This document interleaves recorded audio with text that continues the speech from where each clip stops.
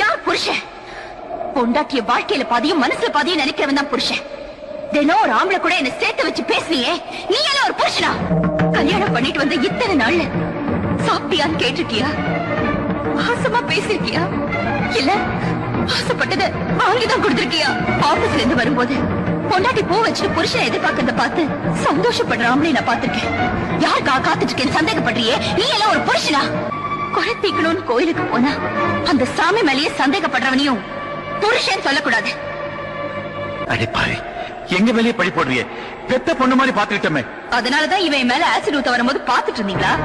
புருஷன் குடிக்காரனா இருந்தா தெரிஞ்சிருவாங்கிற நம்பிக்கையில வாழ, நோயாளியா இருந்தா அவனை குணப்படுத்தின சாமின்னு எப்படியோ வேண்டிக்கலாம். ஆனா உன் கூட எப்படி வாழறது?